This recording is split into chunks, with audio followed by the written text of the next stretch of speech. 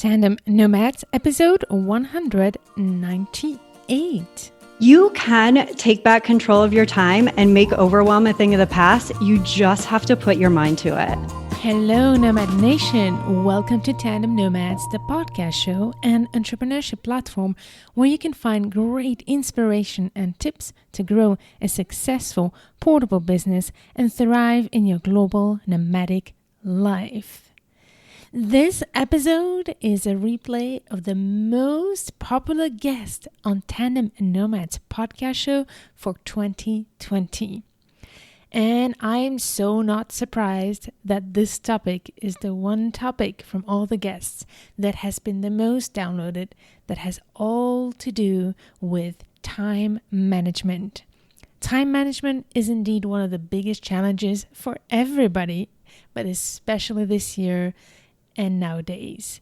This year has been a challenging year for many families who had to be in lockdown, who couldn't see each other, but as well as parents who have been trying to homeschool or trying to manage their jobs and their businesses.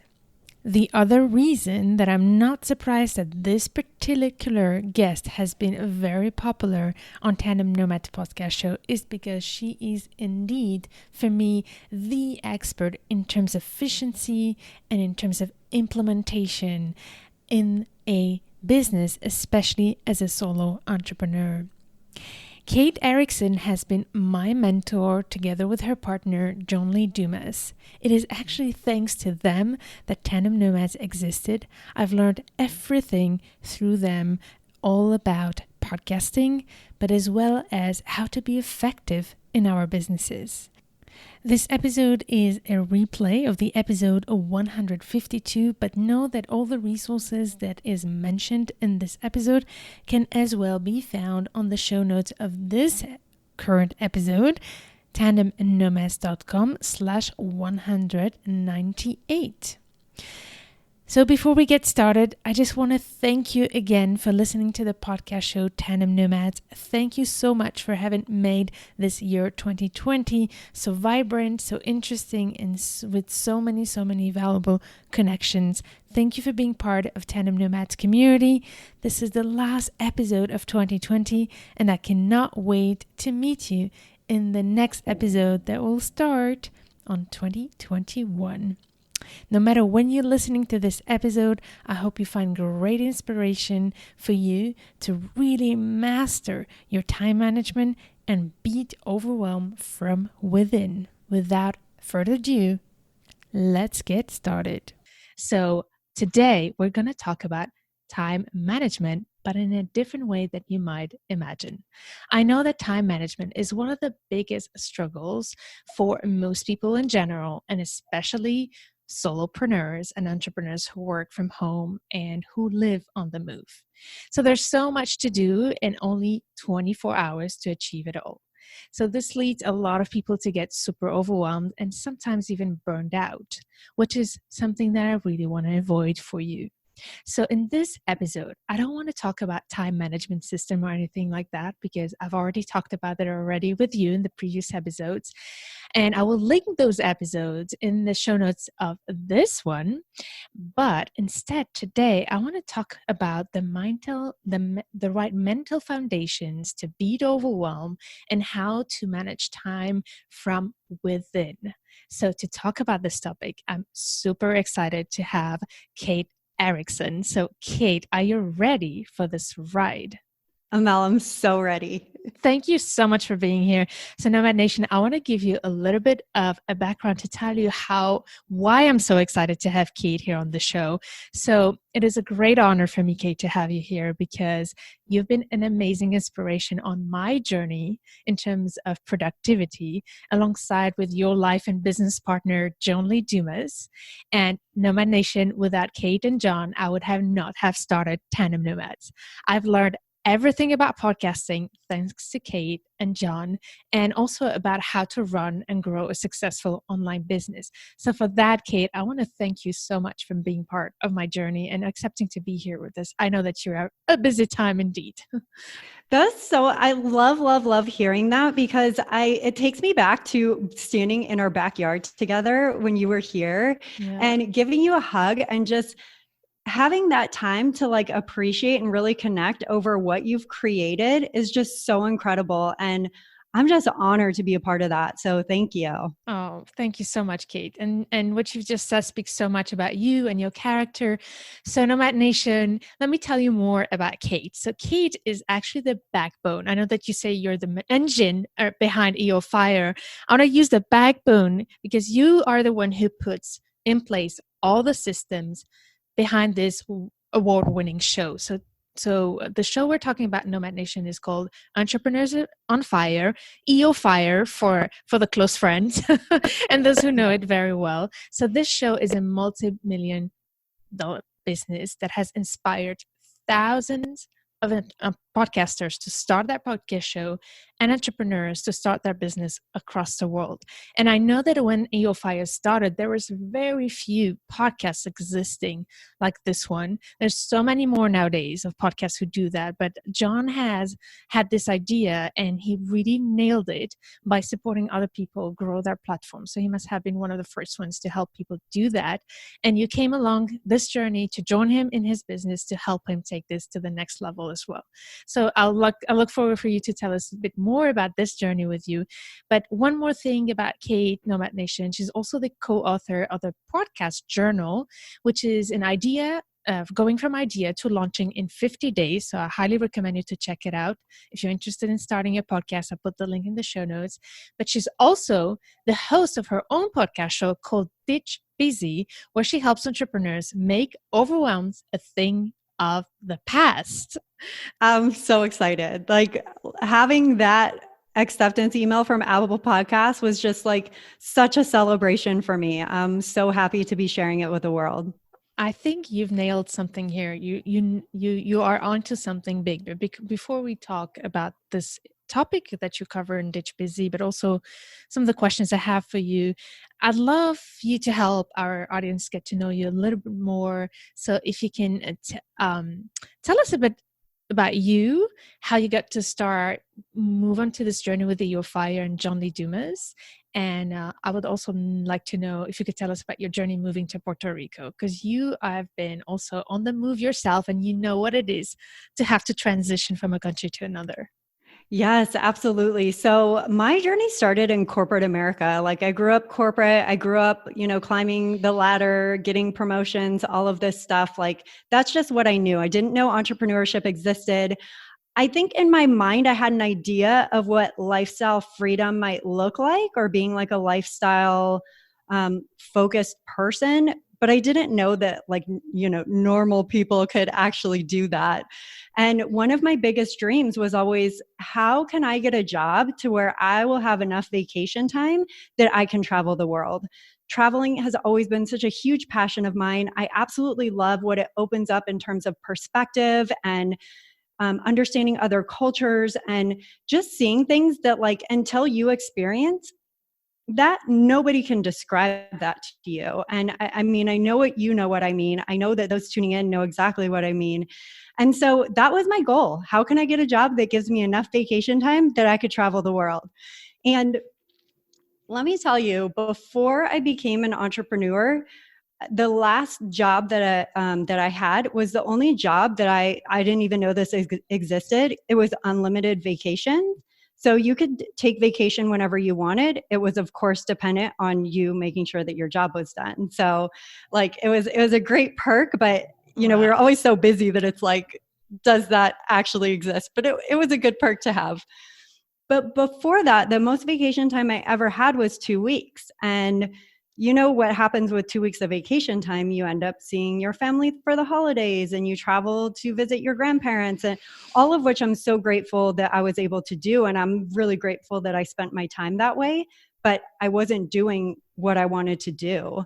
So when I learned that entrepreneurship was a thing and that you could actually create your own schedule, manage your own time, choose to be doing what you want, when you want, with whom you want, which is my prime definition of freedom, I was like, sign me up. I want to do that. I want to live that. And right around that time is when John launched Entrepreneurs on Fire. And I was working at a corporate job in advertising and marketing. I was learning a lot. I was growing. I absolutely loved it. But again, was not doing all the things that I said I wanted to do. And John asked me if I wanted to join the team, quit my job and join the team once the business started generating revenue. And honestly, I still kind of feel like there was never really a set plan in the beginning that we were going to create this lifestyle location independent business.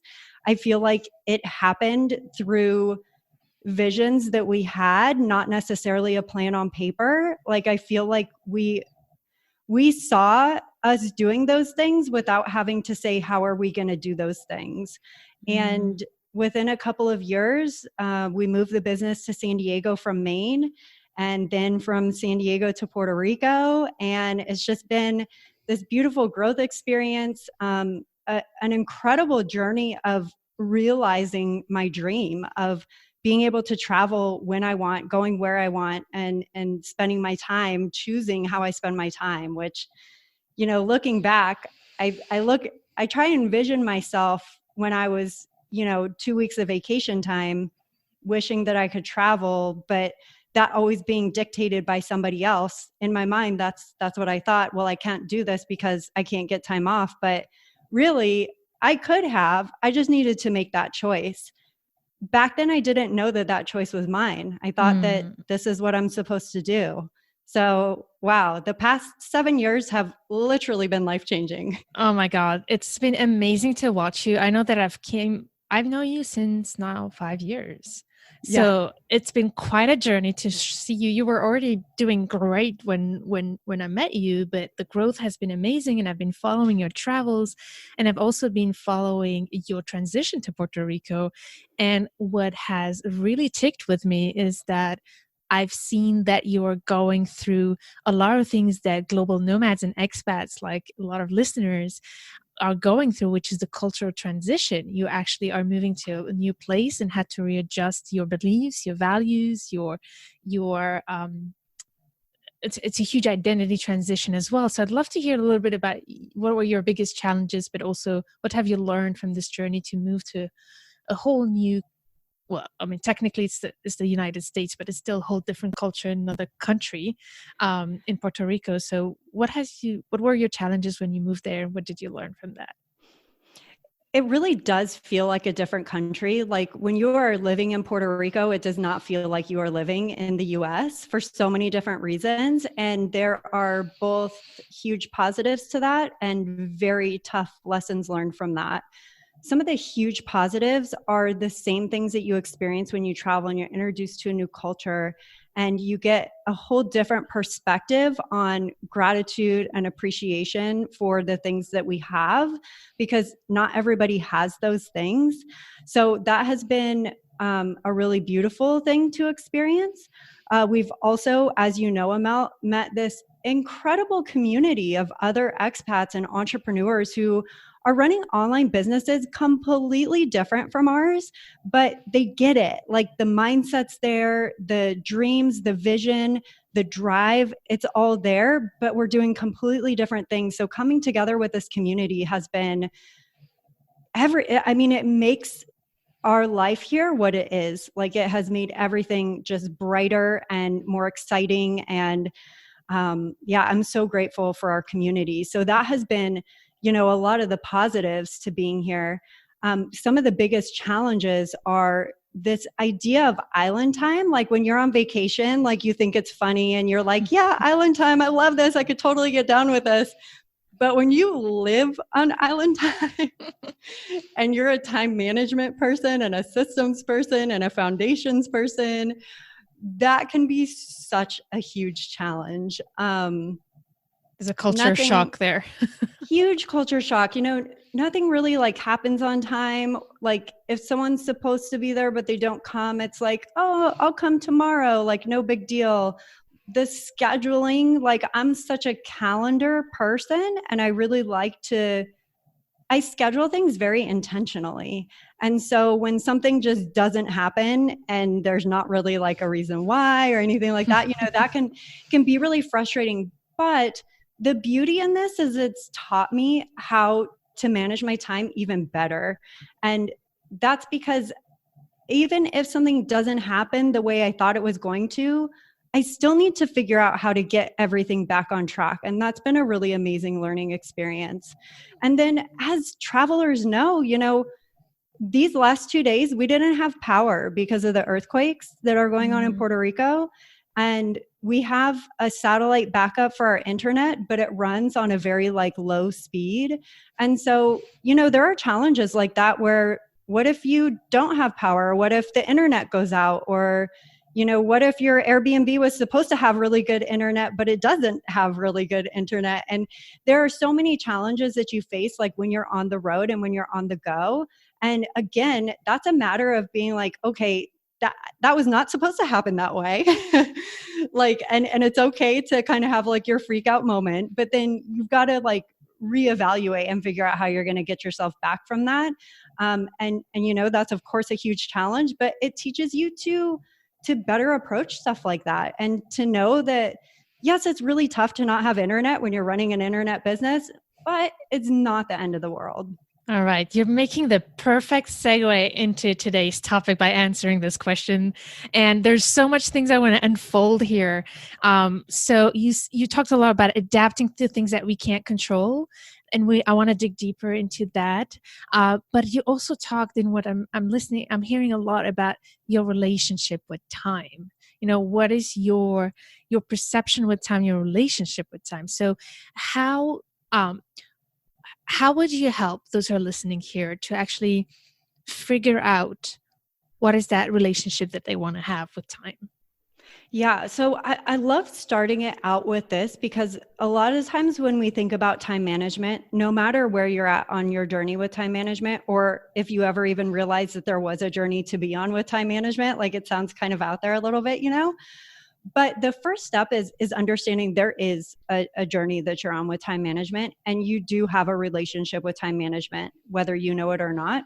So first, identifying and recognizing that exists, and being able to really stop and give yourself the space and the time to say, okay, when it comes to time management, and it's all about just asking yourself the questions, because it's so instinctual for us to come across a question or something that we can't answer and immediately ask someone else to answer it for us, whether it be Siri or Google or Alexa or a friend that is an expert in that area.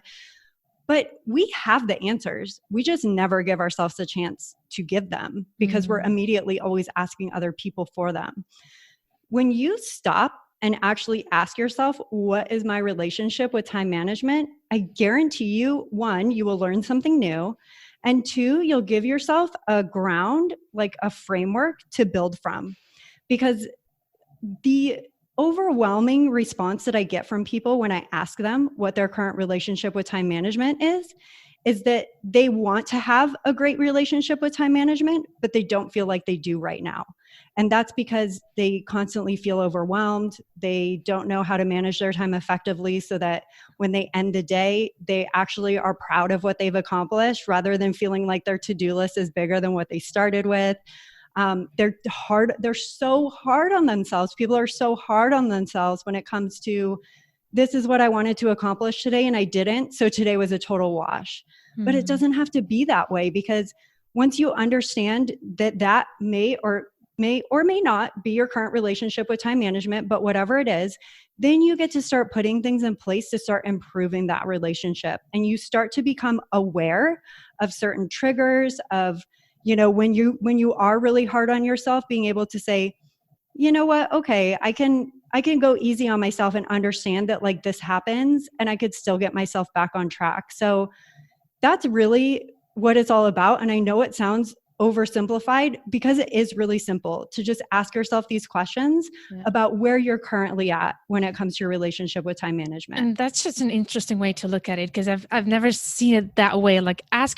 Consider time as a person and think about this person. How are you getting along with it? And how are you managing that relationship with that person? And I think that's so smart to just sit down, and instead of referring always to other people's tips and resources of how they're managed their time, start thinking about how you're doing it and what you want to change about it. So I think that's an amazing first start. But I do think that it has a lot to do also with expectations and what we expect from achieving. So what would you recommend to those who, once you have defined that, relationship, what are the steps you consider we should then take to be able to manage that time and start building those systems? Yeah. So you mentioned expectations, and that is such a critical piece of, again, that framework, that baseline. I'm a huge fan of foundations, because everyone wants to skip steps, right? They already want to be a pro at time management, or they already want to be running a 7-figure business, or they already want to be traveling the world. But we can only do those things if we have the right foundation set. And expectations and time management, expectations is your framework for becoming better at time management. Because if we give ourselves the expectation in the morning of finishing 15 things, what's going to happen if we only finish 5? We're going to feel bad about ourselves, and we're going to feel like we didn't do enough. And even though we accomplished 5 things, and those 5 things may be absolutely amazing, because we told ourselves that we should finish 15, we feel bad about it. And how can you feel bad about finishing 5 amazing things? Well, if you set proper expectations and you understand the amount of time that it takes you to do the things on your list, you can start to order by priority, so that you understand, if I finish these 3 things today, it's going to be an amazing day. I'm going to be excited. I'm going to feel fulfilled. I'll be present in those tasks.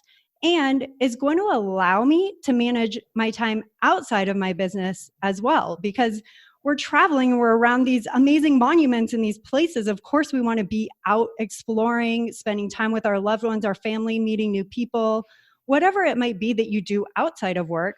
That makes the time that you spend inside work even more important, because then you end your day, because you had those 15 things, you only did 5. Now it's time to go out, but you're kind of feeling down about your day. So that energy is transferred over.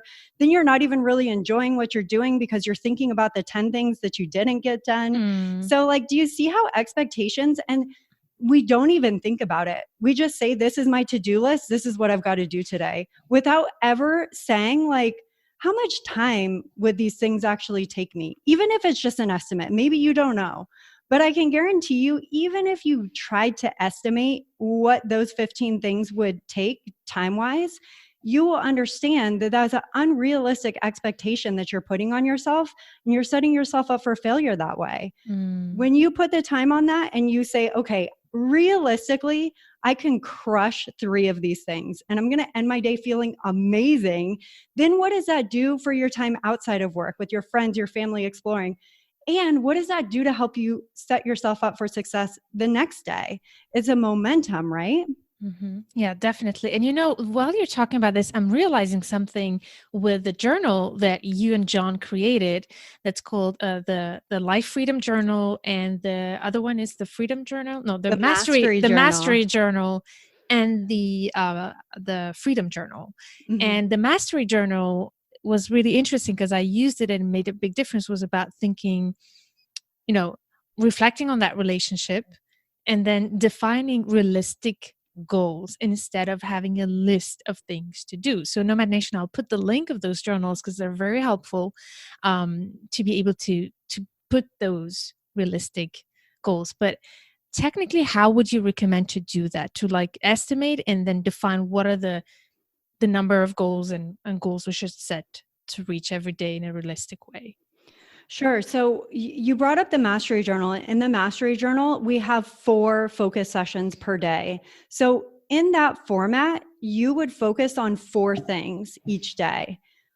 This is a good baseline to start with, because maybe you realize that you could focus on 6 things. Maybe one day it's only 2 things because they're really big things.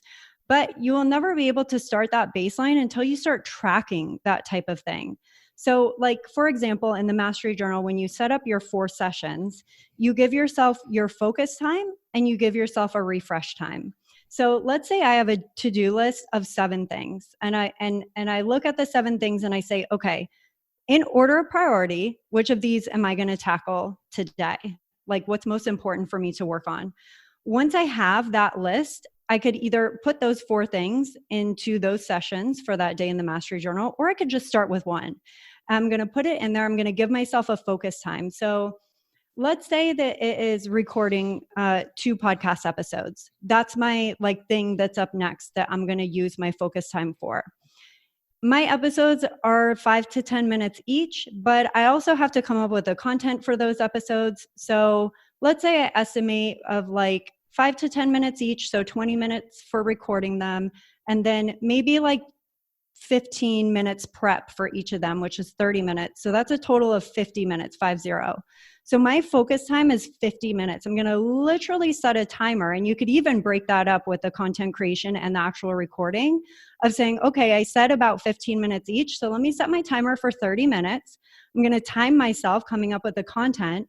And maybe at the end of 30 minutes, you're like, oh, wow, that was easy. I actually even think I could do it maybe in 25 next time. Or maybe you say, you know what, I was kind of stretching it. I felt a little bit rushed. I think I need to give myself a little more space for that creation time. This way, you start to understand how long it takes you to do things. What's so important about the timer, though, is it's Parkinson's law. Tasks will expand to the time you give them. So if I were to start that task and say I'm going to record 2 episodes and in content creation, and I don't have any timer or any expectations on the time it's going to take me, I might take 4 hours, and then my day's gone and I didn't get to anything else on my list. Then I'm feeling bad about myself, and the cycle continues. But when you can set that expectation of I'm going to focus on one thing right now, I estimate it's going to take me 30 minutes. That timer goes off. I'm going to evaluate where I fell on or where I ended up on that timing.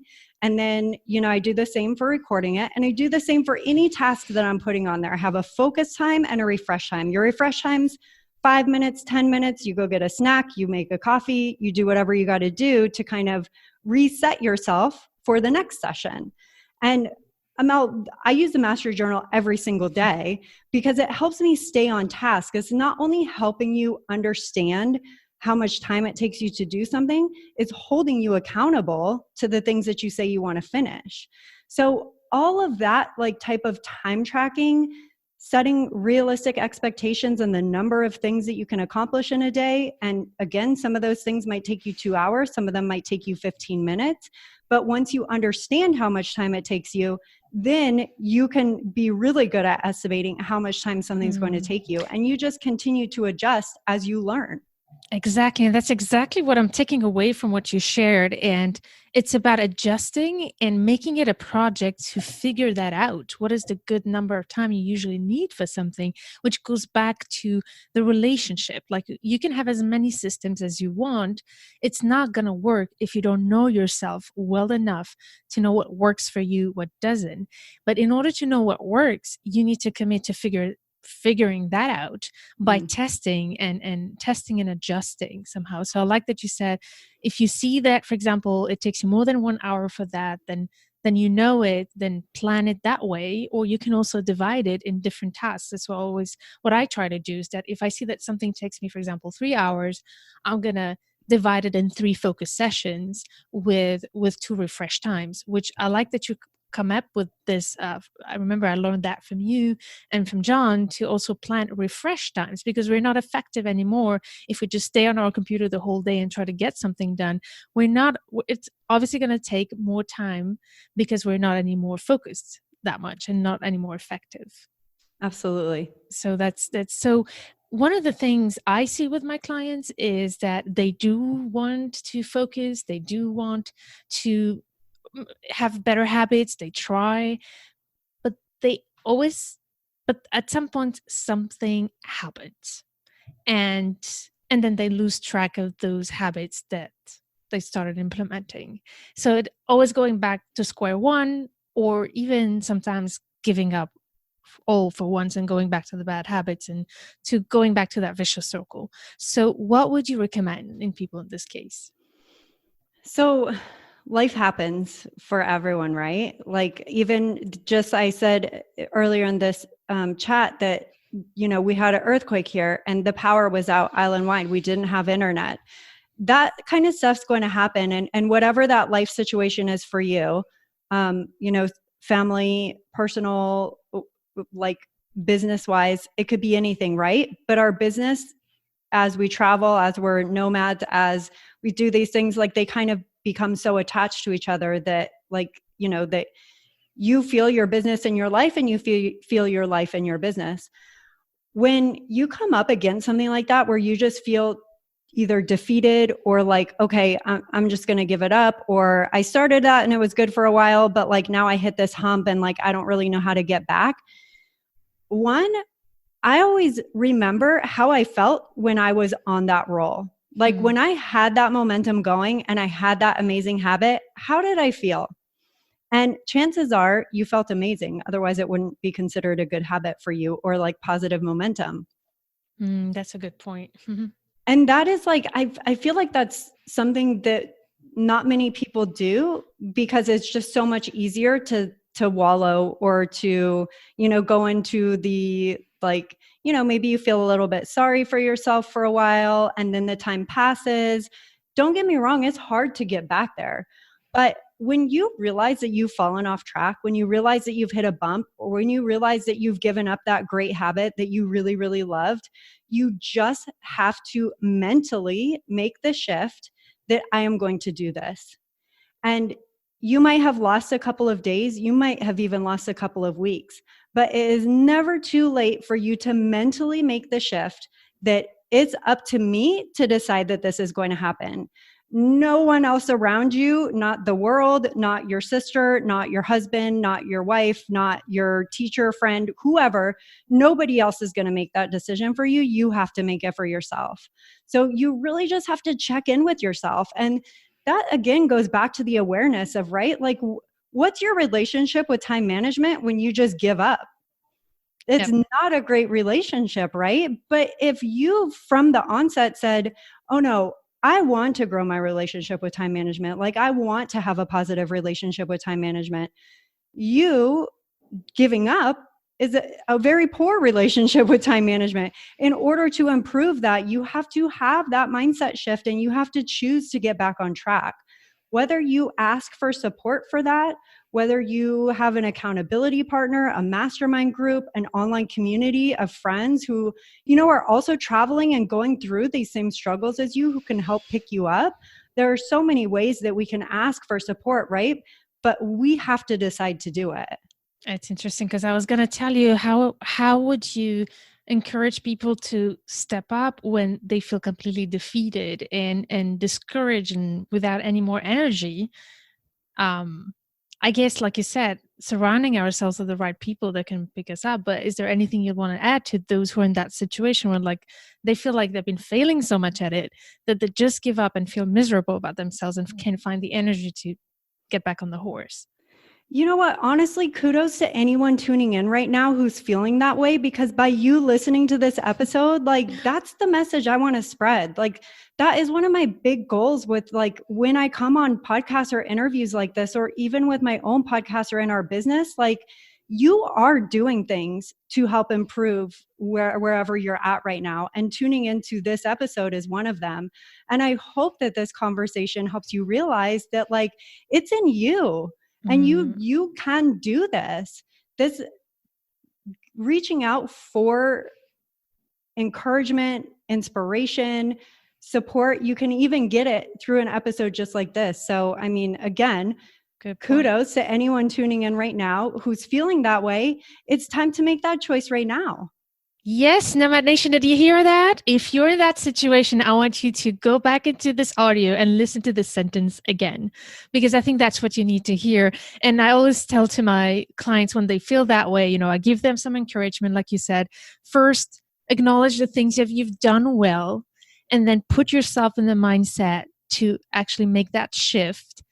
And then the third step is just put their ass on the chair.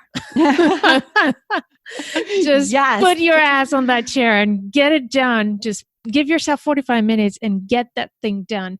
And I think in order to to improve that relationship, we need to have some wins. So to be able to see, like you said, I loved when you said, remember how amazing it felt when you did well. So give yourself an attainable objective so that you can feel that feeling and see how impactful it is once you commit to it, right? Yes, I love that. No matter how small it is, it could literally be creating a to-do list for tomorrow, or, setting a timer for the next task that you do. Little wins could mean so much to getting your momentum going. Yes. So it's all in your head, Nomad Nation, all in your head. But I think for me, the biggest takeaway here, Kate, is about talking about relationships. So think about your time as a person, and you really love and care about that person. That person is very important to you. What can you do to have a better relationship with this person? So for me, that's such a great way to start, and then follow up with the tips we shared here with you. We don't want to share too many systems and things like that, because nothing will work if that relationship is not figured out and in a healthy place. So is there anything you'd like to add, a last piece of wisdom for those who are now committed to make a change and want to be able to make it a part of their habit to always adjust? I don't think it's perfect to always have a perfect time management, but at least how to keep it on the long term going. No, and that's just it. I love that you said that. It's never going to be perfect. Like any relationship in your life, it takes work and it takes sacrifice and it takes meeting in the middle sometimes. And just don't beat yourself up over it. Like it's okay if one day isn't perfect. What's important is that you reevaluate and get back on the next day or that evening, or whenever that time frame is for you, that you need to take a step back, but just don't get down on yourself. You can't let yourself get in the way, because you will be the person to get in the way of yourself being able to move forward. So just remember that this is a choice that you get to make. And I'm encouraging you. I know Amel is encouraging you, and we want to see you win. So you've got this. Definitely, Nomad Nation. So I hope you got some great wisdom here. And one more thing that I heard you, Kate, now say, and I realized we did not talk about it, but I think it's important to mention before we end, is the importance. You talked about the word sacrifice. And in other words, learning how to say no to certain things in order to achieve our goals. So I know that you have some great things to share here with us. Yeah. So, okay. I love that you brought that up as well, because every single one of us has had that moment where we say yes to something and then we go, oh gosh, I actually maybe shouldn't have committed to that. Maybe I've overcommitted myself. Now I feel like stressed out about it, or I don't really want to do it. I'm angry at myself for saying yes. And I've really been working on this over the past year. You have to embrace the self-empowerment and the freedom that comes with saying no. It is okay to say no. And if someone's going to disrespect your choice of saying no, then maybe that person doesn't belong in your universe right now.